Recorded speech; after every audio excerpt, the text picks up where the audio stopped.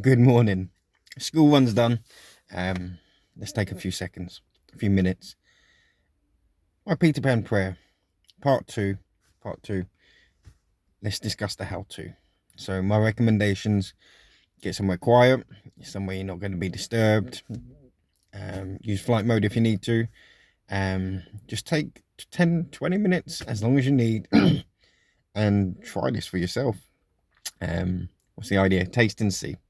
Um, Everything's on a hypothesis until it's experimented and proved right or wrong. If only we approached all theology like that. Doctrine, life. So here we go. Hope you're somewhere quiet. Now I recommend closing your eyes. You don't have to, but close your eyes and just take some time. Long, slow breaths. It helps you just relax, just get into the zone almost. Now, I will say this.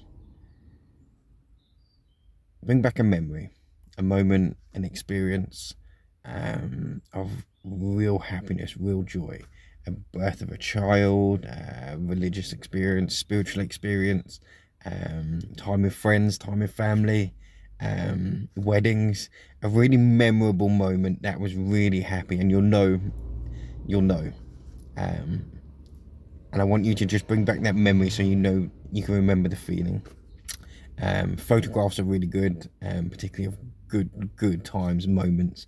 That feeling of nostalgia, that joy. What I want you to do is focus on any image, memory, thought, person, individual, God, the divine creator experience that's going to bring that centering emotion, that feeling, and bring it to such a clear, just clarity of emotion and feeling.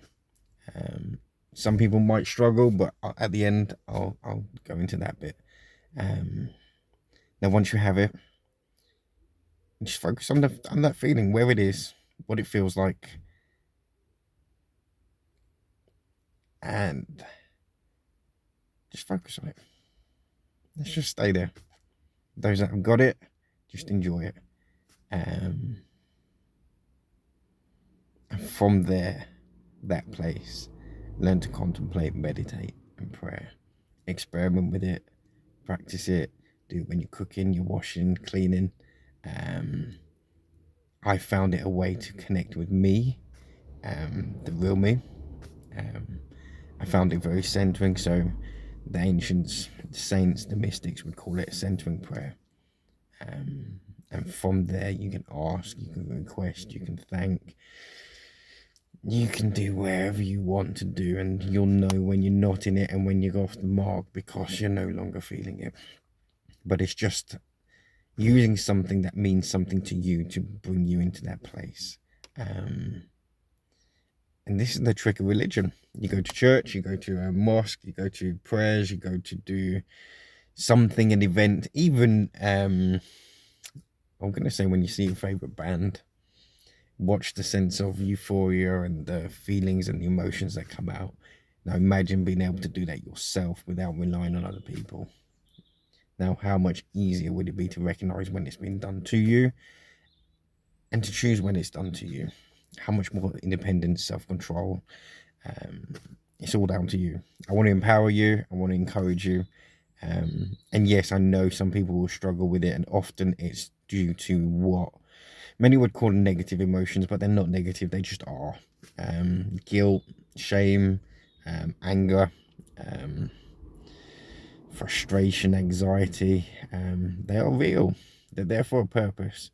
But unless you learn to honor them, ride them, go through them, rather than refuse them, deny them, you'll never get back to that place where you can choose a healthier emotion, or a more productive emotion would be a better thing.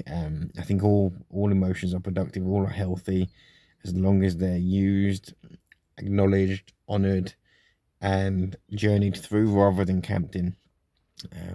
Particularly anything but joy, happiness, contentment. Guilt is a real big journey, Shame, so grief, But go into them. Don't be afraid of them. Go in, come out, and you can get back into this contemplative way of living. It's where everybody's pointing towards, funny enough. Nirvana, all of it. Kung Fu, it's all about becoming centered, becoming who you really are. And that is mind, body, soul, spirit, emotions. And emotional health is really important, and praying from that place. Well, those that have done it, I've not had a bad word about it, other than what have you just shown me? Your emotions can be such a key to the spiritual realm, and a lock that doesn't need to be smashed, almost greased, and allowed to slide and to go where it needs to go until you can come back to that place of centered, a place of listening, a place where you can hear God, hear the divine. It's not like I've heard a lot of fundamentalists say about meditation, like, oh, you can't switch off the mind, you're going to listen to demons. No, you're talking crap. When you learn to center yourself, thoughts come and go. They just are. You get to another place of peace and silence, where you know your own voice, and where you know the voice of the universe, Creator, God, Jesus. It's far healthier. I do it all the time. I found such a peace in it.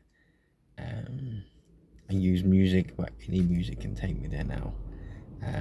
Watching my kids play, playing with the kids, Lego on the Xbox sometimes with them, just being present, really present with them. That connection will bring me into that centered place. With my wife also, I know when I'm not in that place because I can't honor her the way I should. But I know where I am because I am honoring her the way I should. And you'll know it. You'll see it. Try it, experiment it. You'll be able to see it with friends, family, work colleagues. You'll know when you're being centered, present, giving them presence and time. I hope this leads you on a journey to find the best you, the real you, beyond the facade, the face, the religious isness, an old but true way, a forgotten way. You'll find it in Jewish mysticism, you'll find it in Christian mysticism, Catholic mysticism, the Eastern Orthodox Church. It's there, just not in the mainstream Orthodox circles, fundamentalist circles. And if you need any books, I've got hundreds of books on this subject. I mentioned them in the last thing. Teresa Pavina, Brother Lawrence, top of my list. Madame Guyon, Torrents of Life would probably be on there. But there's so many saints and mystics. And for those people that are a little bit funny, a mystic, Google the word mystic before you judge and think anything of it. You might be surprised what it actually means. So have fun. Practice is all I can say. And when you get it, normally the journey will go that life will throw you a lot of curveballs where you have to learn to do it, be in it, be in that flow, that kung fu, the nirvana, the way of the spirit, and setting the sail just right in amongst the storm. Such is life, and it's fun. It is fun. That's all I can say. But it takes commitment, like anything, like going to the gym. It's a muscle to grow, develop, and work from. I hope you enjoy it though. I'd be interested. Give me some feedback. Try it. What's the worst that can happen? Enjoy. Have a good day. Keep smiling.